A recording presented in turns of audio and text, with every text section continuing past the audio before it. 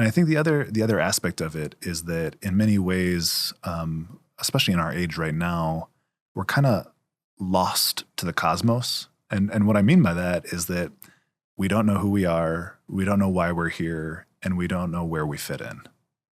Right. And so like this is what Father John Riccardo talks a lot about, that we have lost the narrative. That if we don't know our history, if we don't know our story, then our life loses meaning. It loses purpose.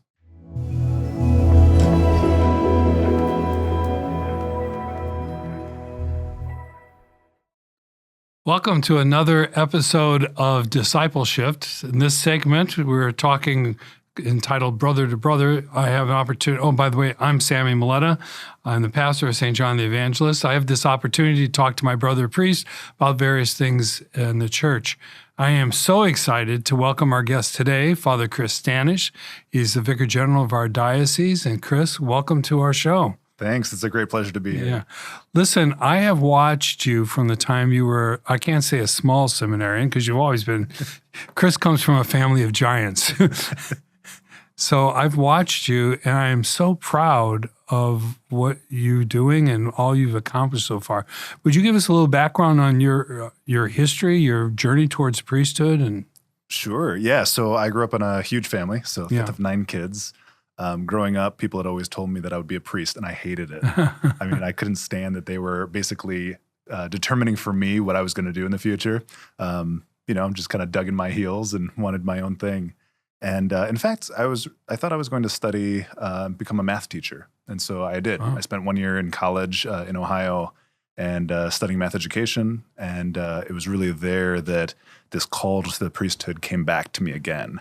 And so it became so nagging that I knew that I had to do something about it. Yeah. And so I transferred into the seminary, studied philosophy and Spanish, and then moved to Detroit.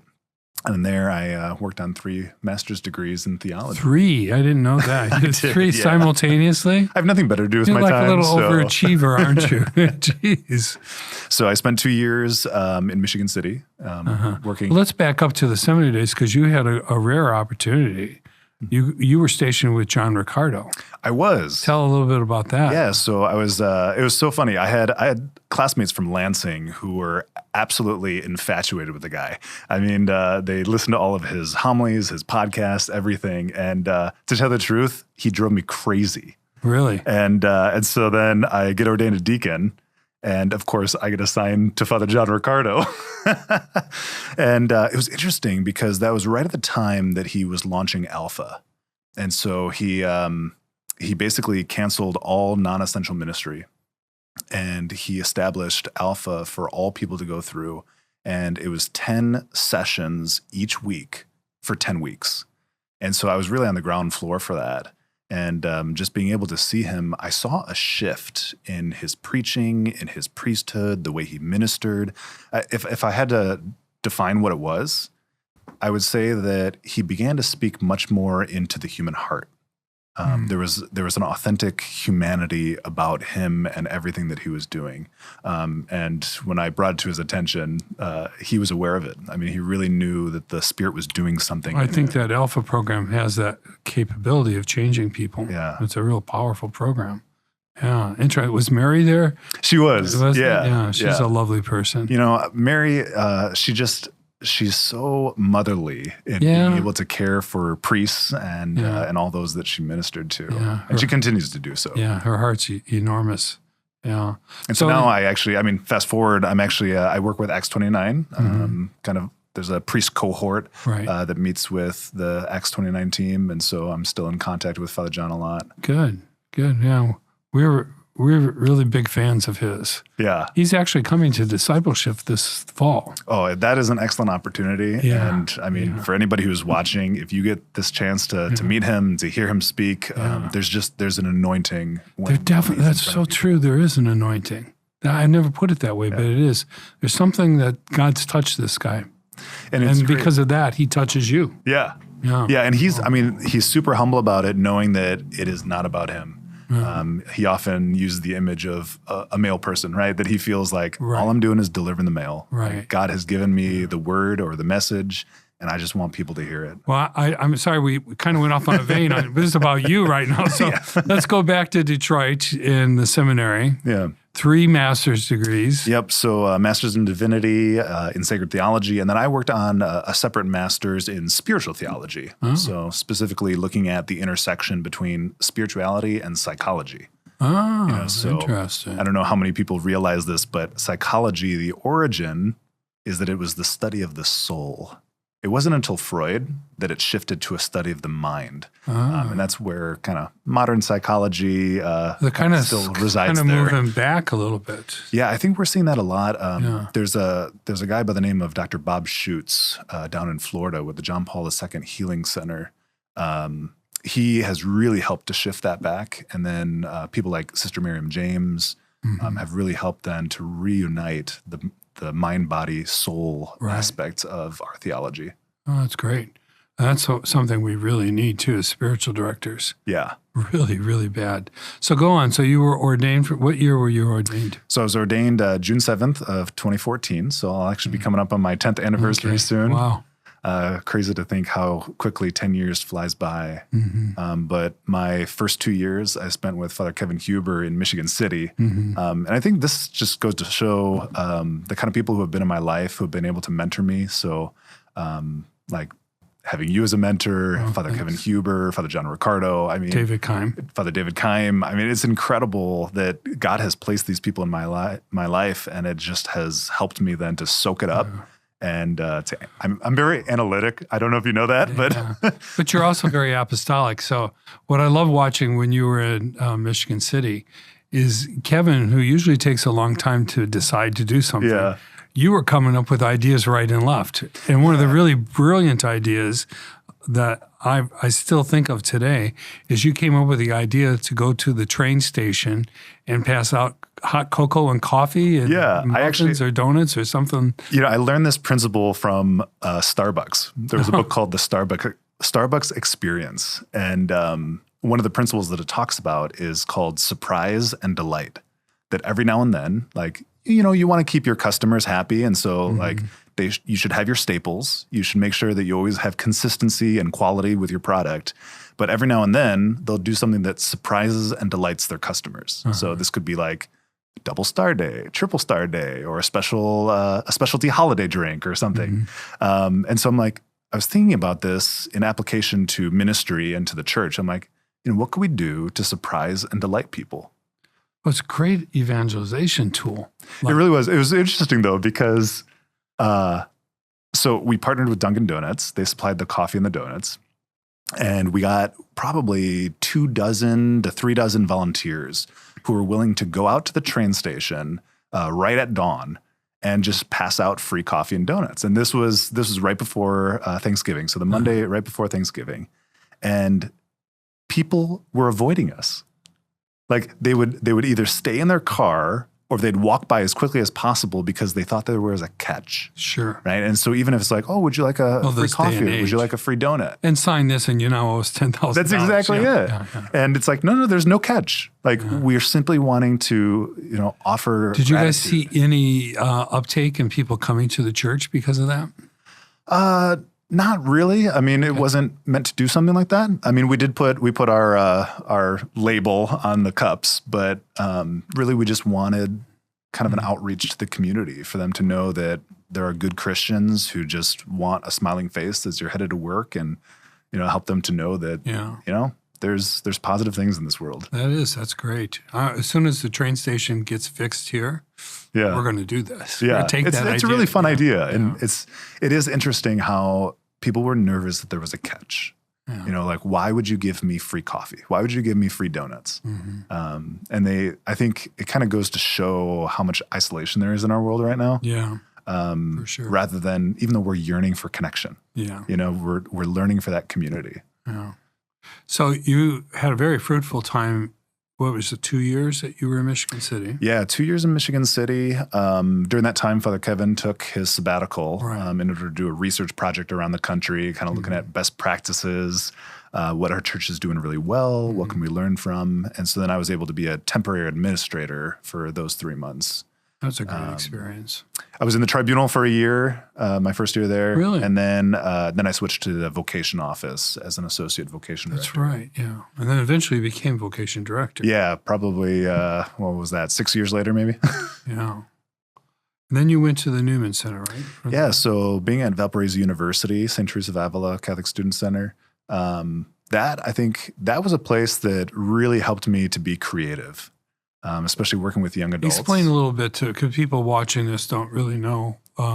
That's kind of a unique place because it's not quite a parish, yet it has a parish quality to it. It does. And at the same time, it's on campus, so it's like a Newman Center for the students. So there's a delicate balance going on there. Definitely. So, about 650 families, and then a university campus, but even the university is unique because it's a Lutheran university. Right. I have a lot of brother priests who were also at Newman Centers, and they were at state universities.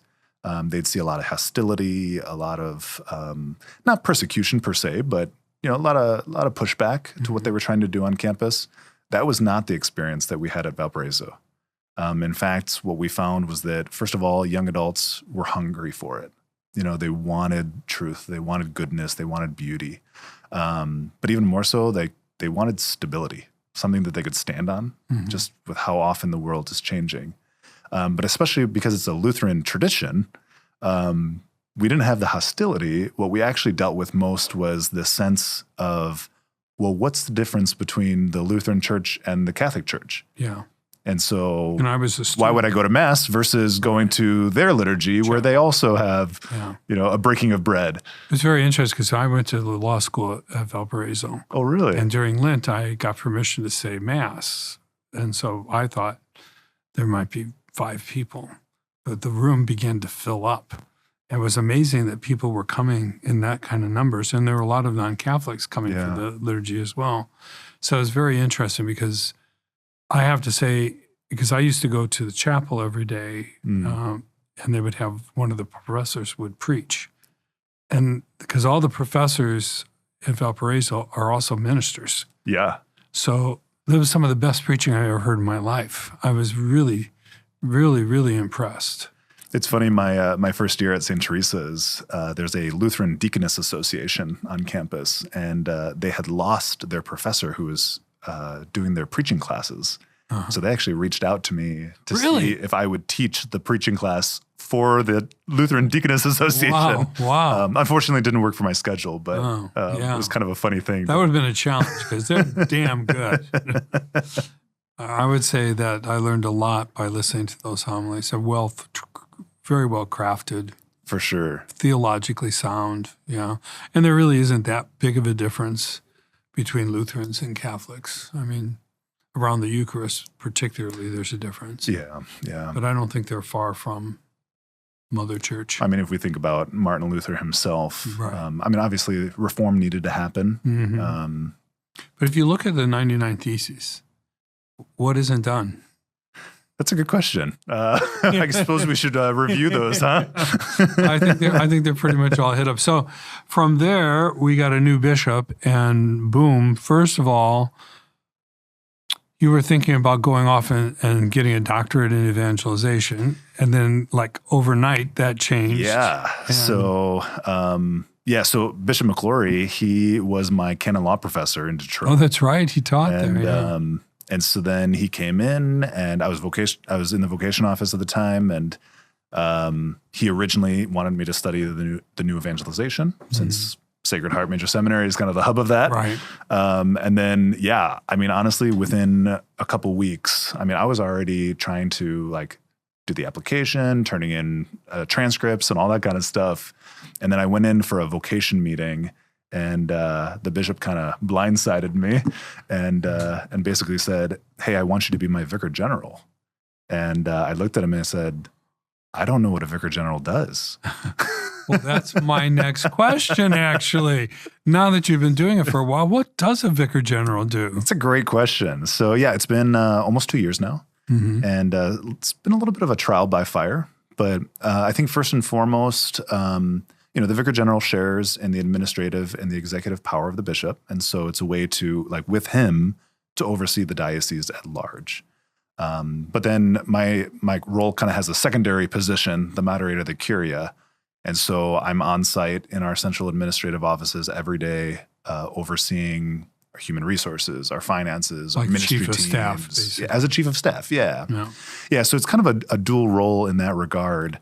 So one is inwardly directed and the other one externally directed. Definitely, yeah.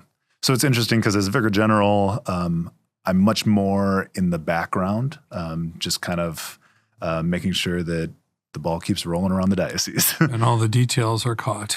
As moderator of the Curia, I'm a little bit more at the forefront, especially with regard to our staff. And that's actually one of the things that I did right away is that I instituted monthly staff meetings where we celebrate Mass together, have a meal together. I have a little bit of a business agenda, and then I offer them formation and missionary discipleship. And so we've been doing that for 2 years now, and that is really what has been transformative. Yeah, we found that we can't just presume that the staff is going to invest in the mission unless they're the disciples themselves. It's true. And so we've done the same thing. Yeah. Yeah, so I actually, my first 2 weeks on the job, I basically met with every single diocesan staff member one-on-one for up to an hour. And I gave them fair warning that I said, look, I just want to get to know you. I want to know who you are, your background. I want to know what your job is and what you do. But then I also want to hear, what do you think I should know? Like, what tips do you have for me? What do you think needs to get done around the building? You know, that third part was just kind of open-ended. Give them an opportunity just to share with me. You inherited a pretty fragmented staff. Yeah, morale was pretty low. Yeah. And I don't know necessarily what the cause was for that, but sometimes entering into the Pastoral Center felt like entering into a morgue. Yeah. That is not what it's like now.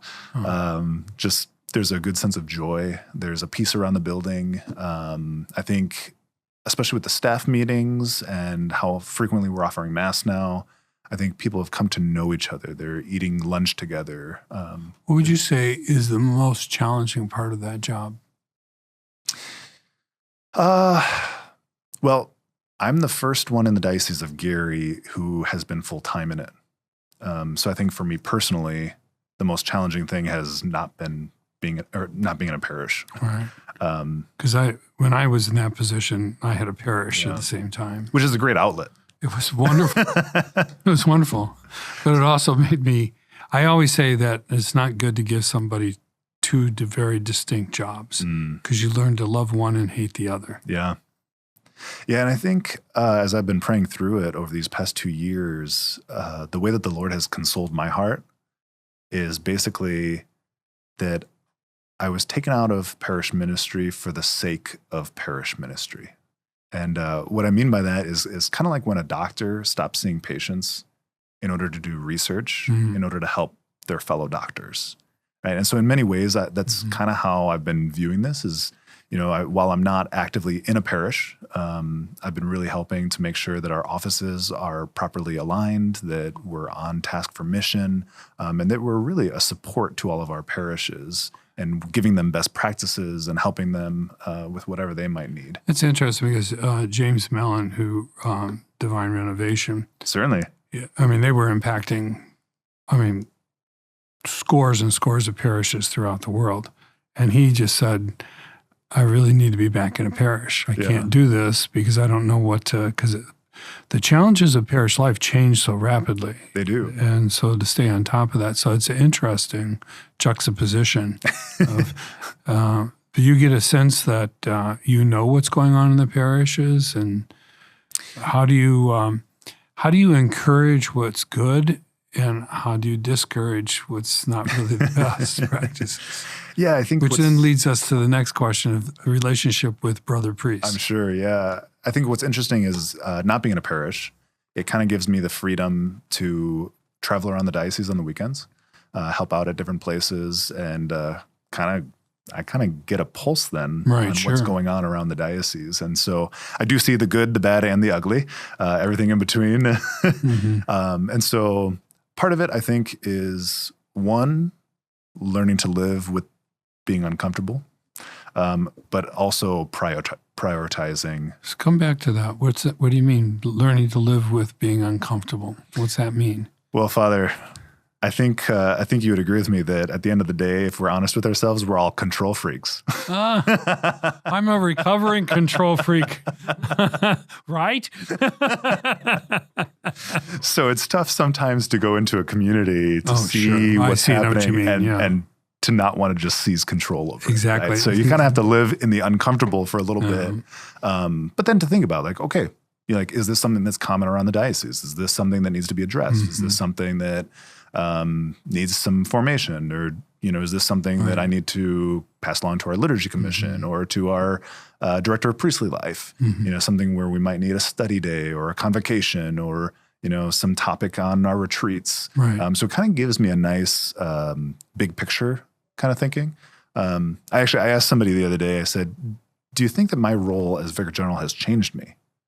And he said, I find that you're much more thoughtful and reflective in your thinking, right? That as soon as somebody asks you a question, that you kind of pause and you begin to think about like, how does this impact other things, or what is this connected to? Well, and also I think Bishop McCleary is very good at this. I mean, you realize the spotlight's on you. That's true. You're going to be much more circumspect when the spotlight's on you. You're going to be less likely to say what you think versus someone like me who doesn't have that spotlight. You know what I mean? Yeah. Well, definitely, because, if the bishop has an engagement and he's unable to be there, I'll take his stead and I'll be there to speak at that event or whatnot. And so I'm very conscientious about making sure that they know that you're representing him. I'm representing him, and that my words reflect him. And so I want to make sure that it's always. I always found that probably the best part of the job for me was that I absorbed his vision. It was Bishop Melzick at the time. I absorbed his vision, and I could let go then of what I thought in favor of his. I don't know why I like that so much, but I did like that. Yeah, there's a certain freedom, I think, in the sense of like, all right, my whole job is to make sure that when the staff come to me, when pastors come to me, when their parishioners come to me, that it's like, well, here is the mind of the bishop. Yeah. And so, especially, I live with the bishop as well. Right. And so coming to work with him and live with him. So you get a lot of conversations. I know him really well.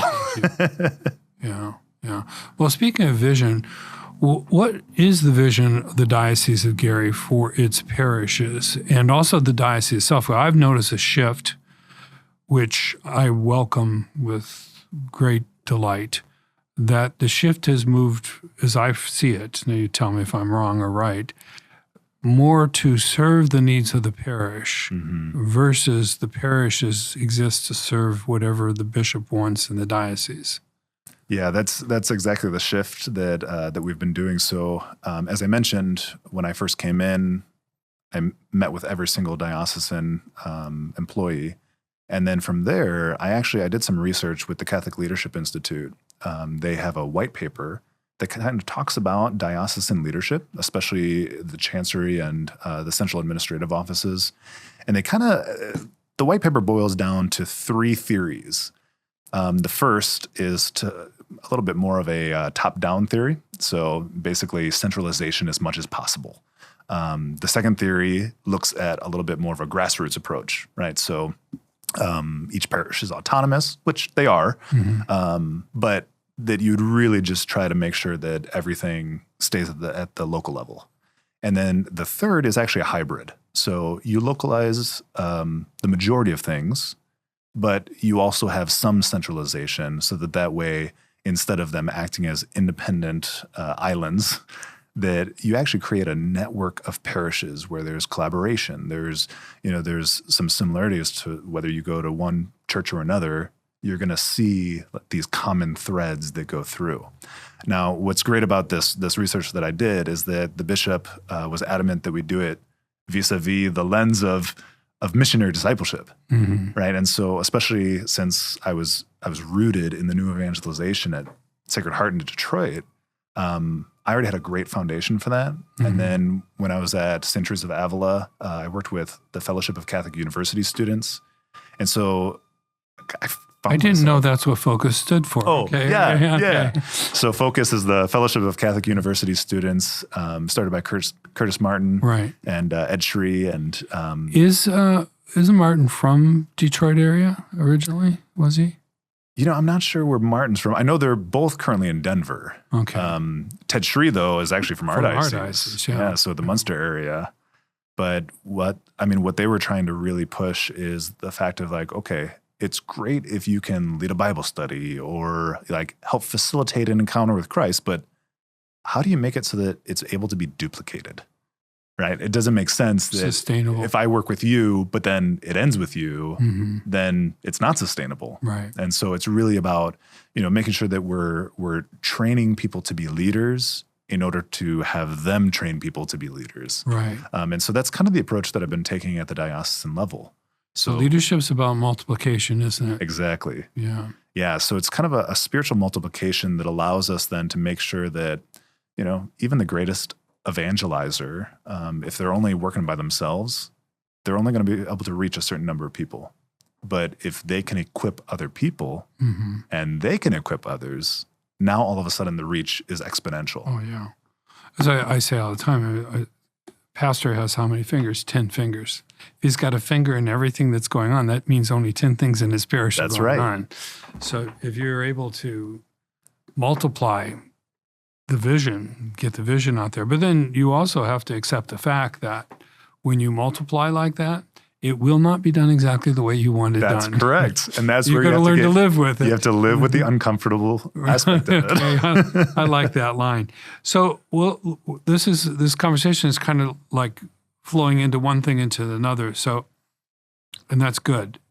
So we talked about vision, and then we've come with laity. What is the role? How does the bishop of this diocese see the role, and how do you promote the role of laity within the church today? Yeah, I think this is an important question because at the end of the day, there's not very many of us, right? And we're still seeing somewhat of a crisis in response to the call. Mm-hmm. And so at the end of the day, we have to kind of consider how the clergy and the laity are co-responsible, right? I like that. Yeah. At the end of the day, it's not just a matter of being co-workers, but it's a matter of being co-responsible. Right. And so, obviously our clergy, because we are priest, prophet, and king in a different capacity than the laity through their baptism, we still have a responsibility to make sure that we're leading and guiding and shepherding, mentoring. But the laity, they have access to a lot more people than you or I do. Because they're in neighborhoods, they're going to work, they're out in the public. Right. For the most part, we priests, we have kind of a little bit of a bubble in our community of those are the people we see and those are the people we minister to. Right, but these people have much more broader access than we do. I was thinking, recently just really feeling insulated because the type of people we see are nice people. Yeah. They're good people for the most part. For the most part, yeah. Yeah.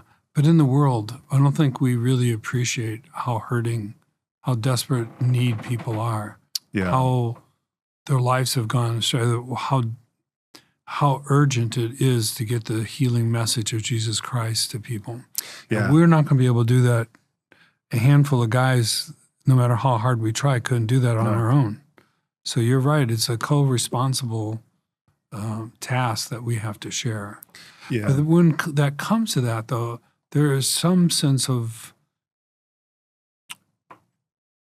the priest, the pastor retains the authority. Mm-hmm. He has to share some. People can't just be taking directions. They've got to their investment will also depend on their ability to use their own minds and their own creativity. Yeah. To see what happens. Yeah, and that's where, on our part from the diocesan level, what we're really trying to do is train the trainers. Right. So that way they know how they can help to raise up and to mobilize leaders. And as long as they're properly equipped, then we should give them some freedom. Right.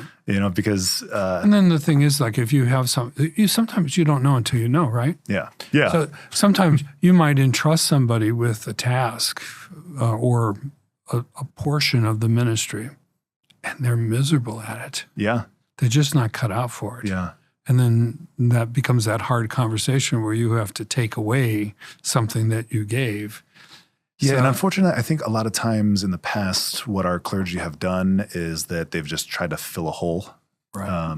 One of the things that we often talked about in Focus was we have to find fact people, F-A-C-T. So they should be faithful, available, contagious, and teachable. That's actually Patrick Lencioni's. They've taken that from Patrick because we do the same thing here. Yeah. So, and that's the thing, like if we're thinking about how we are co-responsible with the laity, it's not a matter of filling a hole, right? It's really a matter of looking like, all right, how can we find somebody who's teachable, knowing that they can be an extension of our ministry, just like we're an extension of the bishop's ministry, so that way they can be out in the community and we can trust that they're going to do it. Well, that's one of the things we learned from John Ricardo is to really, before we make decisions like that, really take it to prayer. For sure. And really trust in the Holy Spirit, because it's really discerning who God is calling to this task, not simply, all right, this person's available, that person, which one do you like the best? Yeah. That doesn't work. So that means, like, we've had to change our whole leadership, the way we meet, so that we can expose the Blessed Sacrament and sit in prayer with our list, our board list, and pray on those things before we actually sit down and talk about it and make decisions. And that it shows that the clergy have to know their parishioners, right? Because I think on our part, there has to be a discerning spirit, right? That it's not a matter of just like, all right, who's available and let's just go with it. It's really a matter of like, whose strengths do I see who could really help to complement the mission that we're doing, right? And so it's a matter of knowing our people so well that we can approach them and tap them on the shoulder and say, hey, I noticed that you have a very charismatic personality and you are a great speaker in front of people. Like, would you come join me on something? Yeah, we have things called connect groups in the parish, and I'm not going to embarrass her by mentioning her name, but there's been a woman in the parish who's been just basically going along because her husband's Catholic, and she converted, but but I've watched such growth over the years. She's a highly intelligent woman, very capable. And I just waited for the right moment. The Holy Spirit said, now. And so I said to her, I want you to give a talk at the Connect group. Yeah. Like this. She said yes. And she knocked it. She crushed it. She did an amazing job. And I'm so proud to see that type of leadership emerge. And leadership is something like in our parish, it's become one of the focal points of evangelization. We even I don't want people to consider themselves volunteers. Yeah. They're leaders. Exactly. Some capacity, they're leaders. And it's hard to get the laity from centuries of letting the priest be the one in charge and do everything. And being at the center of everything. Everything to we're changing culture. Yeah. And that's not always easy. So like in the diocese has a culture. I imagine every diocese has a culture. Yeah. And your task to assist the bishop is to help change that culture. Yeah, and that's the interesting thing is, especially moving from a student center to the diocesan level, the way that I ran my staff at St. Teresa's is very different than how I'm running it at the diocesan level, because I tried it and it failed, and then I realized it was not working. About 60 employees there? Yeah, we've roughly, yeah.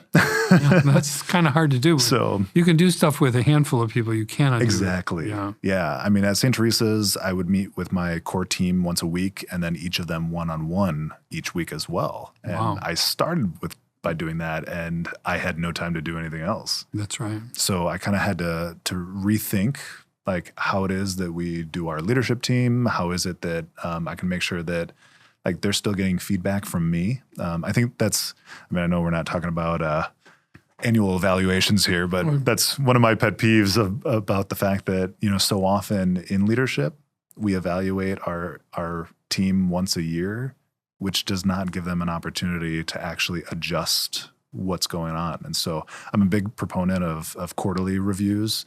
Not that they need to be formal by any means, but just kind of to check in such a way to say like, all right, let's review these past 3 months. Let's look at these upcoming 3 months.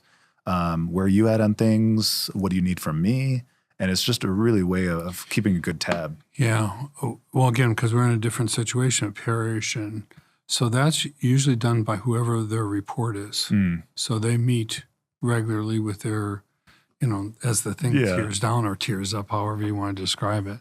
But yeah, it's not fair to say to somebody, I didn't like the way you did this year. Well, you should have told me. Exactly. While I was waiting for the evaluation. Well, that's too late. Yeah, I agree. Well, let's see what else we're going to talk about here. Okay. Let's be as frank as we can on this one. Okay. This is going to be good. Yeah. I don't criticize, but the fact of the matter is that's one of the joys, again, if I look at my time in the diocese, was the surprise of how cooperative some of the priests were. Mm-hmm. And one of my surprises was how absolutely resistant other priests were. What's your strategy for collaborating with the parish priest? Yeah, this is a great question. I think, in light of our previous conversation about just the magnitude of shifting mission and vision at the diocesan level, in some ways it's kind of like a freight liner, right? That you basically can't turn it around in the ocean until it reaches past the horizon and then comes back. It's kind of a similar respect. And so especially when I think about what Bishop McClory and I are trying to do with our staff at the Pastoral Center and how we need that to extend into our parishes around the diocese, I think first and foremost, being patient. Secondly, offering as much communication as possible, right? And so offering various forms of communication and trying to offer it multiple times so that way it's not like, wait, well, I never heard you say that. It's like, well, I've said it 10 times already. Yeah, exactly. Kind of like pastors of parishes, right? Well, it's in the bulletin. It's on the website. It's on YouTube. It's on social media. It's on. Oh, I never heard about it. Yeah. So the more means of communication, the better. So definitely trying to do that. The other thing is, definitely. Are you a patient man by nature? Sometimes yes, sometimes no. It depends on what it is. Okay. One of the things that I've noticed, especially in this position, is that when it comes to the humanity of our brothers, I have found myself very patient. When it has come to more of the administrative things, where it's like, hey, we have people who can help you with this, that's where I find myself less patient. Okay, that's fair. Yeah. And so I think my heart definitely goes out because in many ways, since I don't have my own flock, I'm really here for the priests. Yeah. To really help them with whatever they need. You do begin to really see them differently and care for them in a different capacity than you did before you were in that position. Yeah, and it's interesting because, we do have a vicar for clergy. So, he's somewhat more directly responsible for the priests.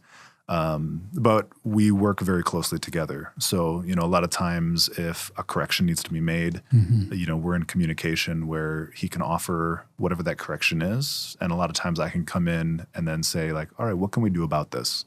And then offer a solution, offer resources, connect him with other people, whatever the situation might be. Yeah. Let me ask you this. It's not on my list here, but it's just, again, I'm just trying to follow the conversation as it's flowing. How hard is it for you not to have your own flock? Yeah, actually, it's really hard.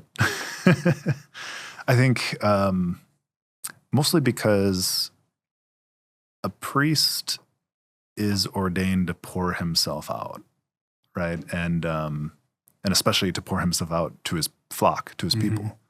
And so, like, in some respects, the employees at the Pastoral Center, like, yeah, they're my flock. But at the end of the day, they also know I'm their boss. Right. So it's a very different relationship in that regard. Even though, I mean, I think they can all trust me. Yeah, oh, for sure. But I think you can get like very close to staff people. Yeah. You can't necessarily get that close to parish partners.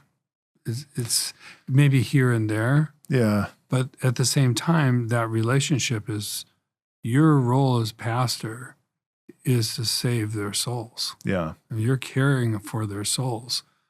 I was just praying about this morning, actually, that, I was thinking about the fact that, as in baptism, right, we are anointed as priest, prophet, and king. And in our ordination, it's kind of exemplifies all of that. And I was thinking, right now, the Lord has me in a time of my life where the kingly role is coming through the most. And prophetic. I mean, obviously, in terms of teaching and preaching, that still comes out a lot. But it's honestly, still I different. don't do many baptisms. Right. I lately haven't been hearing many confessions. Oh, come here, please. We have so many confessions, we don't know what to do with ourselves. Yeah. So, I mean, that's very different because, as a priest, that when you're with a family as their loved one is dying, or when you're with a couple that is preparing for marriage or are welcoming their first child, like you're with people in these Critical highly moments. Emotional and critical moments. Yeah. And it just bonds you to them. Yeah. Those kind of moments don't happen in the office per se. No. As you look at the church, what do you think is our biggest challenge as we move towards the future for the Catholic Church? I mean, I know that you've have read from, what is it, Christendom to Apostolic Age. Is that Walsh? Is that? So it comes out of the University of Mary in Bismarck, North Dakota. And it's kind of a cohort that has written that together. And they have one person who is actually the voice of it, so that way it maintains a sense of consistency throughout the book. They just came out with a second book. I want to say it's been a month or two. Right. The Religion of Our Day. And honestly, it's a phenomenal book. I think one of the things that it points to is that, in a Christendom model where, people live under the umbrella of Christianity, you send out missionaries to the unbelievers. But in an apostolic age, which that's what we're in right now. Right. I mean, where a lot of people have never heard of Christ or they're hostile to him, or they're just don't believe in God at all. Really, that battlefront is, you can't hide from it. It's everywhere, right? And so it requires Christians to kind of come to the forefront in order to live that out in their daily lives and to witness to it in their daily lives. But how does that impact our structure and some of our practices that no longer speak to people? It's a good question because so the theory of this book is that what we're actually seeing is kind of a neo-Gnosticism. And so in the history of the church, Gnosticism was one of the heresies that we had to combat all throughout the history, especially the early church, where basically there was this concept of like there was this secret knowledge that people had. And, unless you had that knowledge, you didn't have access to it. And obviously we believe in revelation, tradition, our scriptures. And so this neo-Gnosticism, what's really interesting about it is that it acknowledges the fact that there's something more in this life, but what it does is it captures our vocabulary and it takes our teachings and it morphs it into something that is secular. So it's actually doing the opposite of what we saw in the evangelization of the church, where we went into the secular and baptized it into the church. I think a perfect example would just be how often people say like, oh, well, that's your truth, but this is my truth. Right. It's also so subjective. And I think the other aspect of it is that in many ways, especially in our age right now, we're kind of lost to the cosmos. And what I mean by that is that we don't know who we are, we don't know why we're here, and we don't know where we fit in. Right. And so like this is what Father John Riccardo talks a lot about, that we have lost the narrative. That if we don't know our history, if we don't know our story, then our life loses meaning. It loses purpose. Mm-hmm. Right. And so I think there's really something about the fact that we're yearning for it, but at the end of the day, it's leaving us with this profound loneliness. I mean, especially working on a college campus, the amount of anxiety, depression, even the rise in suicide rates, I mean, it's absurd. That's what I was talking about earlier. This world that we're typically not in touch with, is hurting, and it's coming in here. But I guess I'm from a pragmatic point of view. What do we need to do differently to be able to get this message, this narrative out? Yeah, staying very faithful to magisterial teaching. I'm not trying to create anything. But some of our traditions no longer speak to people. And then the fact the liturgy itself can be, the liturgy, if done well, can move people's hearts. But in typical parishes, it's kind of humdrum at best, right? I think the first thing, especially for us as Christians, is the centrality of Christ. Mm-hmm. Because I think, unfortunately, many people have some other Lord as Lord of their lives, right? And so I think, one, it's a good hard look of, do I have any idols in my heart that I'm putting in front of Christ? And that could be something as simple as my iPhone. Am I enslaved to my schedule more than I am connected to Jesus, right? I mean, it could be something as simple as that. But I also think that it's a matter of us looking at how it is that we're witnessing to that encounter with Christ, right? Because I think we've seen the largest amount of polarization in the church that we've ever seen. Mm-hmm. And so what's unfortunate about that is that when you meet a fellow Christian, you wonder if you have, because if they're not living it out, if they're not actually witnessing to, love, joy, peace, patience, kindness, right? I mean, like, what difference does it make then? On an earlier podcast, we had Father Mike Balish, who's the vicar for clergy and director of liturgy for the Youngstown Diocese. Okay. And we talked about this trend for younger priests to reach back in time and take on some of the trappings of a church long gone and try to bring it into the present. And he described that as a very selfish thing for priests to do because it's you talk about idols, we can have idols within the church as well. We can, certainly. Yeah. And I think, especially like working with young people, one of the things that I did see is that one of the things that they clung to were traditions of the church, right? And I don't think it was a matter of reaching back into the past, but I think because the world was constantly changing and still is constantly changing day to day and not knowing what to believe or what they can hold on to, they wanted something stable to stand on. And so I think when it came to the traditions of the church, it was a matter of like, oh, I can trust in this. I can hold on to this. I can stand on this. And I think that has helped, especially a lot of young people, to gravitate towards it. Now, I don't think it's a matter of, trying to somehow bring back a golden age, right? That's not what we're talking about here because, the thing about the church is that she's ever ancient, ever new, right? So I think there's a matter of being able to take truth and beauty and goodness and bring it into our modern age in a way that speaks to the human heart today. Yeah, but I think the church has always been defined by a certain innovation. Certainly. That it's had.